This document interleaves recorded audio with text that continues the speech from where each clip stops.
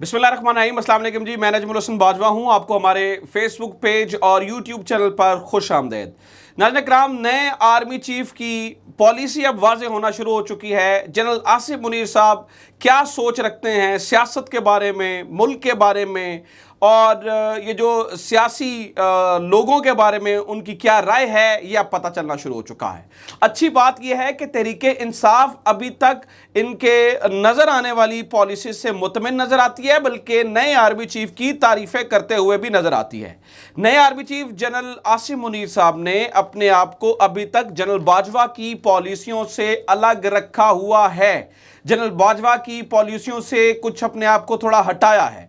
नाज़रीन इकराम, जनरल आसिफ मुनीर साहब किस तरह से फ्रंट फुट पर आ चुके हैं और जनरल आसिफ मुनीर साहब ने इस बारे में क्या कहा है, ये बहुत इंपॉर्टेंट है, मैंने आपके साथ शेयर करना है। इसके अलावा मैं आपको ये भी बता दूं कि इस वक्त पाकिस्तान मुस्लिम लीग नून की ये कोशिश है कि जनरल आसिफ मुनीर और तहरीके इंसाफ के दरमियान, खास तौर पर इमरान खान के दरमियान एक गैप क्रिएट किया जाए। जनरल बाजवा की पॉलिसीज से जनरल आसिफ मुनीर किस तरह से अलग हो रहे हैं, नून लीग क्या कोशिश कर रही है, और मैंने पिछली वीडियो में आपको कहा था कि मेरे पास कुछ कंटेंट है आपके साथ शेयर करने के लिए कि जनरल बाजवा किस तरह से सियासी मामलात में दखल अंदाजी किया करते थे, किस तरह किस मौके पर उन्होंने शहबाज शरीफ को कहा कि हम तुम्हें प्राइम मिनिस्टर बनाना चाहते हैं, ये किस मौके पे कहा वो भी सामने आ चुका है। बहुत सारी चीजें हैं, लेकिन सबसे पहले जनरल आसिफ मुनीर के ख्यालात, किस तरह से वो फ्रंट फुट पर आए हैं, किस तरह से वो आगे बढ़े हैं, ये जानने से पहले आज की सबसे हॉट न्यूज मैं आपके साथ शेयर करना चाहता हूं। आज बुशरा बीबी की एक ऑडियो जुल्फी बुखारी के साथ लीक हुई, जिसमें वो घड़ियां बेचने की बात कर रही थी।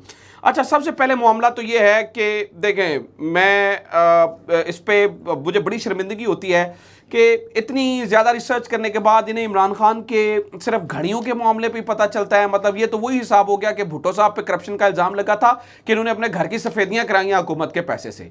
मतलब आप अरबों रुपए की टीटीज लगा लें, लेकिन आपको वो घड़ियों वाली स्टोरी एक झूठी स्टोरी मिली है। खैर, मकसद इस वक्त ये नहीं है। मकसद ये है कि ऑडियो रिलीज़ क्यों की गई।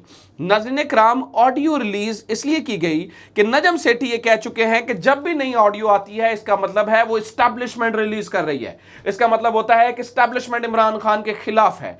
इस मौके के ऊपर जब नई एस्टैब्लिशमेंट आ चुकी है, जब नए आर्मी चीफ आ चुके हैं, पोस्टिंग्स हो चुकी हैं, कुछ ही लोग पुरानी एस्टैब्लिशमेंट के अंदर मौजूद हैं, तो ऑडियो लाने का मकसद इमरान खान को यह पैगाम देना है कि एस्टैब्लिशमेंट और इमरान खान एक दूसरे के अब भी मुखालिफ खड़े हैं। हालांकि हकीकत इससे कुछ और नजर आती है। नजर ये आ रहा है, बादियों नजर में नाज़रीन इकराम, नजर ये आ रहा है कि ये जो पूरी गेम की गई है ना ऑडियो लेके आने वाली, ये असल में नून लीग ने वो उसी स्टाइल में, उसी तरीके से, वही तस्वीरें, वही सेम स्टाइल के साथ जो है ना वो ऑडियो जारी की है, ताकि लगे ये कि एस्टैब्लिशमेंट ने की है। हालांकि ये काम जो है ना वो नून लीगी ग्रोहों का है। और मैंने आपको ये बताया था कि अलीम खान जब लंदन में मियां नवाज शरीफ साहब से मिलने गए थे तो कुछ ऑडियोज उन्होंने उनको दी थी जो कि पुराने लोगों की मदद से अलीम खान का किसके साथ ताल्लुक है ये अब मुझे बताने की जरूरत नहीं है। पूरी दुनिया को पता है कि अलीम खान को कौन सपोर्ट करता रहा है और किसका ताल्लुक है, और अलीम खान तक वो ऑडियोज किस तरह से पहुंची हैं। बहरहाल इस ऑडियो में कुछ है नहीं है। कहने का मतलब है कि जो एस्टैब्लिशमेंट और इमरान खान को एक दूसरे के मुखालिफ करने की एक और नई एस्टैब्लिशमेंट को जो है ना वो साजिश नाकाम हुई है। अब आ जाते हैं नजरा जो है ना वो नए आर्मी चीफ के बारे में तहरीक इंसाफ क्या सोच रही है। ठीक है, तो इसके ऊपर सदर आरिफ अलवी वो कहते हैं नए आर्मी चीफ सोच के लिहाज से एक अच्छे इंसान हैं। पाकिस्तान में अब कभी मार्शल लॉ नहीं लग सकता। इदारों के दरमियान एतमाद का फुकदान है। कुछ उम्मीद है आर्मी चीफ इसे कम करेंगे। और उन्होंने ये भी जो है ना वो आर्मी चीफ की तारीफों के साथ साथ और बड़ी सारी बातें की, जबकि आज आर्मी चीफ और जॉइंट चीफ को सितारा इम्तियाज से, निशान इम्तियाज से जो है वो नवाजा गया है, जो कि मिलिट्री में किसी भी जनरल के लिए बहुत बड़ा एक एजाज होता है। अब बात यहां तक समझिएगा, आसिफ मुनीर साहब ये फैसला कर चुके हैं और उसका इजहार भी उन्होंने किया है कि हम जो है ना वो फौज गैर सियासी रहेगी। इसकी मिसाल, और सही मानों में गैर सियासी रहेगी, इसकी मिसाल इस बात से लीजिए कि जब उनसे बार बार ये सवाल किए गए और नीचे उन्होंने कहा जी फौज को क्या भी दिया गया है। जब बार बार सवाल किए गए, आपको याद है कल GHQ में भी इसके ऊपर बात हुई थी, तो वो बार बार यही कहते रहे कि सियासतदानों को सोचना होगा वो हमारे पास क्यों आते हैं। इस मामले के ऊपर नाज़रीन इकराम चौधरी परवेज इलाही और मोनस इलाही साहब का किरदार जो है ना वो यहां पर बड़ा इंपॉर्टेंट है। ये नजर आता है कि मोनस इलाही और चौधरी परवेज इलाही साहब जैसे जो ऐसे लोग हैं जो मौका परस्त सियासतदान हैं, ये मौके की तलाश में रहते हैं और मोनस इलाही साहब मौके की तलाश में है।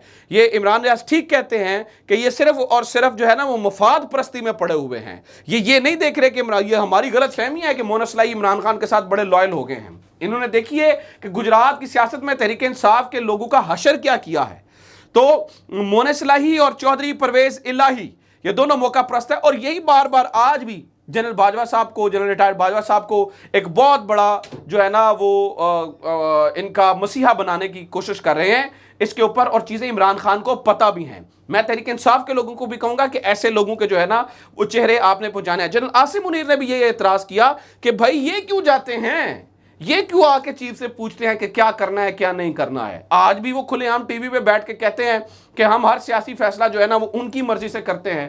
ये कैसी जमहूरियत है, ये जमहूरियत के नाम पे क्या मजाक हो रहा है कि टीवी पे बैठकर जनाब काफ लीग के लोग कहते हैं कि जी हम उनकी मर्जी से सवाल जो है ना वो फैसले करते हैं और हम जनरल बाजवा से पूछे, मतलब फखरिया अंदाज में।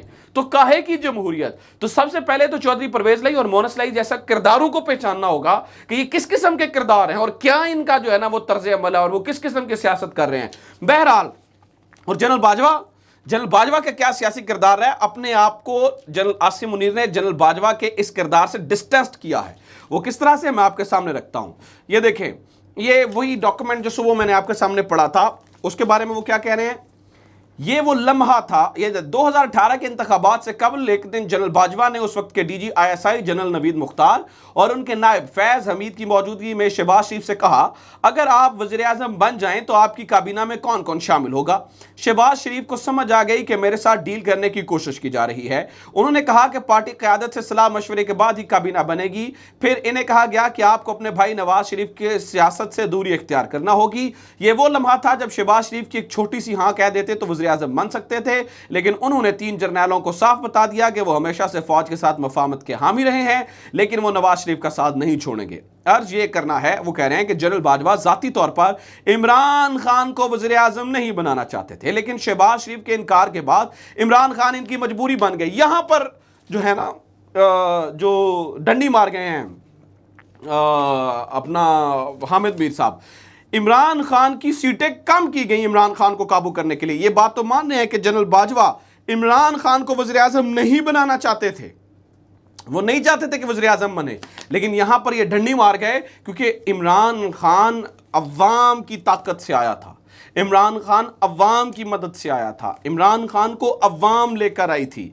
इन्होंने तो सीटें कम की उनकी, ख्वाजा आसिफ जैसे लोगों को जितवा कर, राना सनाउल्लाह। लेकिन एक चीज़ साबित होती है, और नाज़रीन किराम ये जो सारा कुछ कर रहे हैं ना, मैं आपको बता दूं, ये आर्टिकल 246 और आर्टिकल 6 का शायद मवाद देने की कोशिश कर रहे हैं जनरल बाबू, और मुझे लगता है कि एक पूरी गेम हो रही है। ख़ासतौर पर वो नून लीग के साफ़ी शायद इन्हें नवाज शरीफ साहब से मिला है मामला, बल्कि इन्हें डायरेक्शन मिली होगी कि जनरल बाजवा ने तुन के रखो, क्योंकि इन्होंने हमारे साथ कुछ अच्छा नहीं किया। अब देखें ना, जनरल बाजवा साहब के बारे में सभी का ख्याल है कि वो उन्होंने किसी के साथ भी जो है ना वो अच्छा नहीं किया, लेकिन ये खास चल रही है। चले, मैं कहता हूँ, फिर बार बार कहता हूँ कि बैलों की लड़ाई में जो है ना वो हमें इंफॉर्मेशन मिल रही है, जबकि मालूमात नाज़रीन किराम ये भी हैं।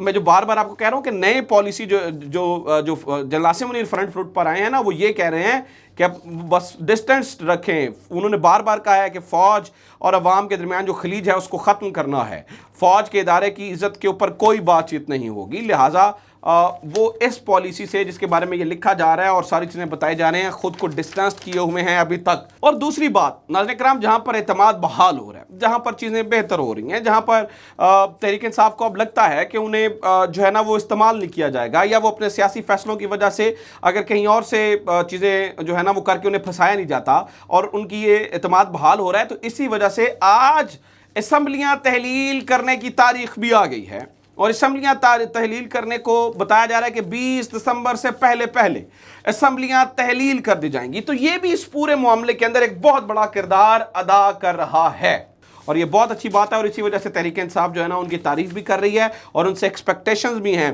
कि आप इसी पॉलिसी को लेकर चलते हुए, जो इस वक्त आपकी सोच है, अगर आप फौज को गैर सियासी रखना चाहते हैं तो बिस्मिल्लाह, लेकिन फिर हमें क्रिटिसाइज भी करना होगा मोनस इलाही और चौधरी परवेज इलाही साहब जैसे किरदारों को, जो जानबूझकर वहां पे जाते हैं, मशवरे लेते हैं और फिर बड़े फखरी अंदाज में टीवी पे बैठकर बताते भी हैं। हमें इनको भी क्रिटिसाइज करना होगा, इनके चेहरे भी पहचानने होंगे। अपना ख्याल रखें। खुदा हाफिज। पाकिस्तान जिंदाबाद।